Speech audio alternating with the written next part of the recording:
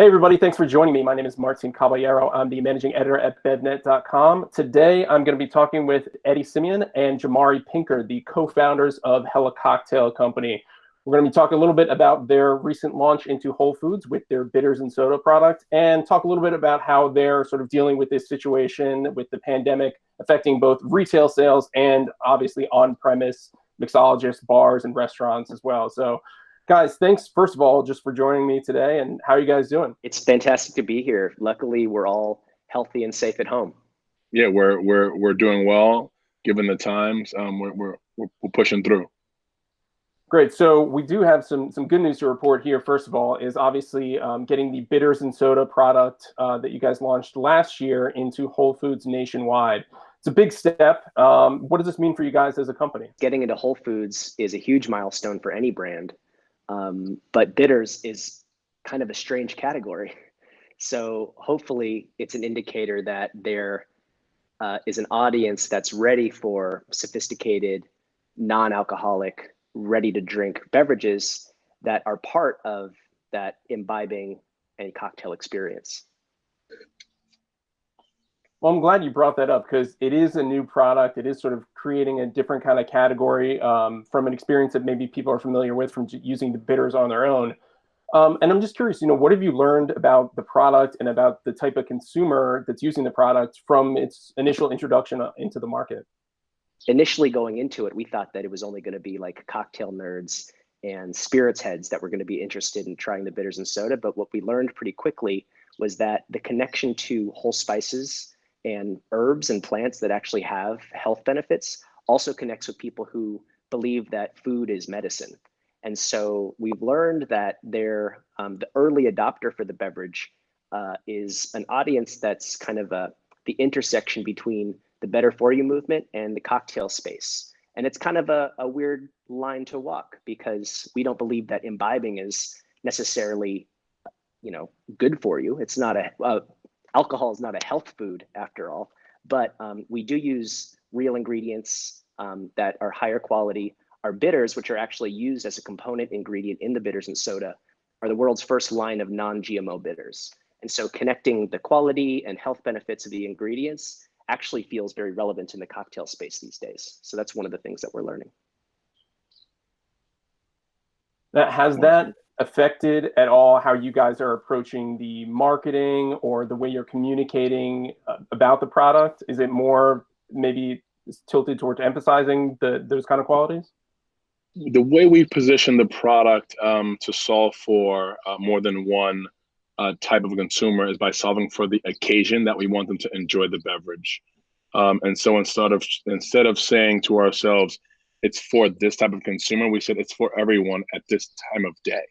And so we really focus on the occasion of when you're imbibing or, you don't want to imbibe in an alcoholic sense. And so, the occasion we solved for was the aperitif moment, the moment before a meal with family, with friends, to enjoy it in that vein. And so, the bitters and sodas are a non-alcoholic sparkling aperitif to be enjoyed around food with friends and family.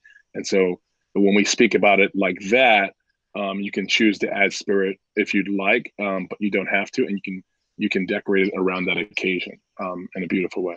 For a new and innovative product like this at this particular time, how do you drive trial during this disruption that we're seeing at retail, both in terms of getting product on the shelf and encouraging consumers to maybe go outside of what they came into the store for and try something new? What do you do in the absence of the ability to go deliver a demo in person?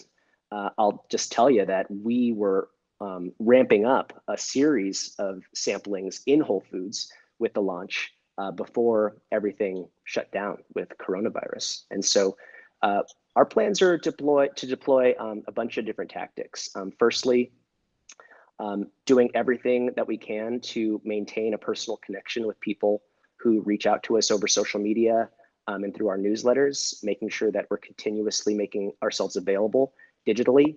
I'm sure that there's a huge portion of our customer base that's opted into our newsletter that's near a Whole Foods and can potentially shop online from Whole Foods or go into Whole Foods wearing a mask, of course.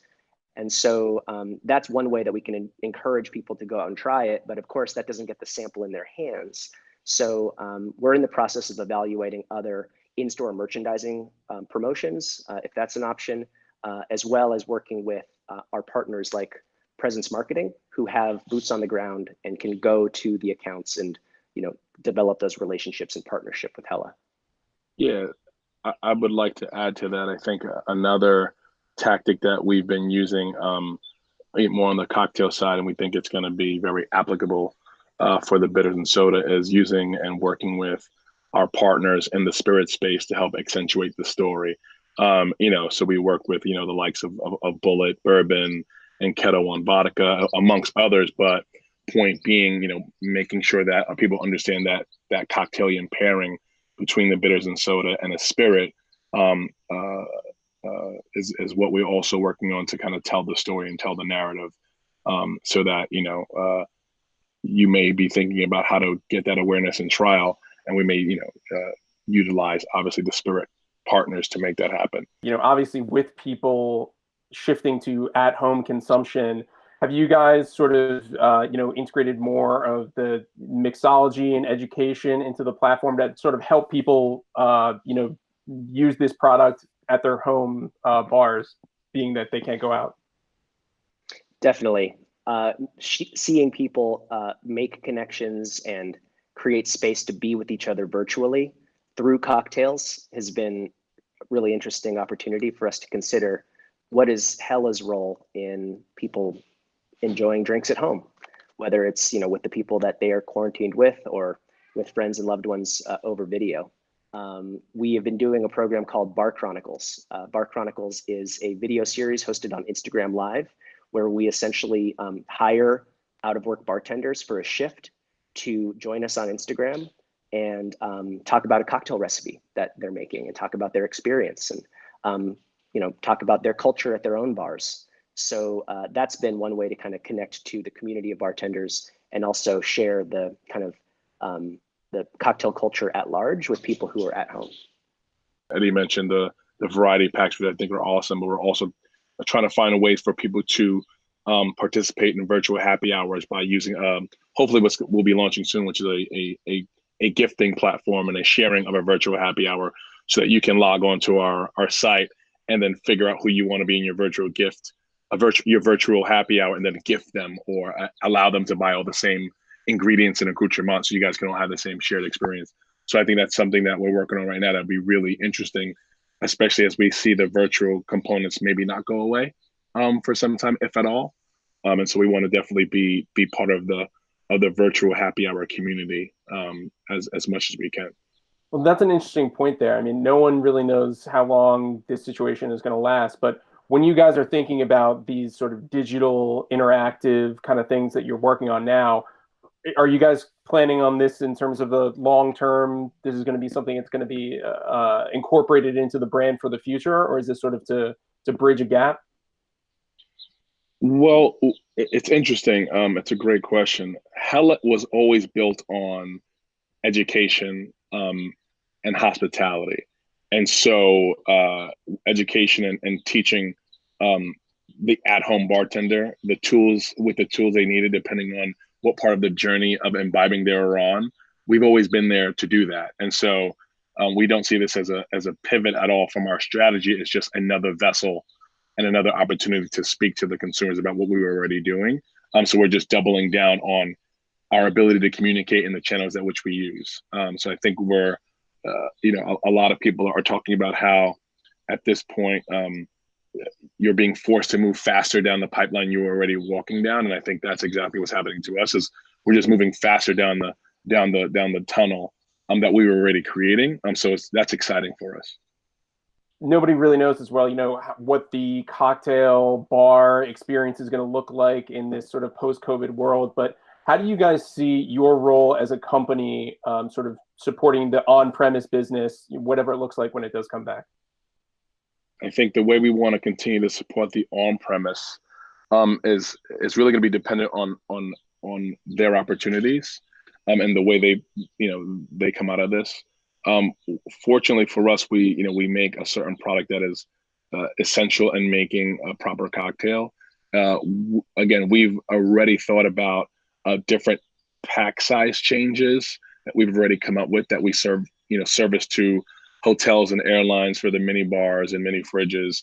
And so we have, smaller pack vessels that we make our mixers and our bitters in that we're already sharing with delivery services, cocktails to go programs.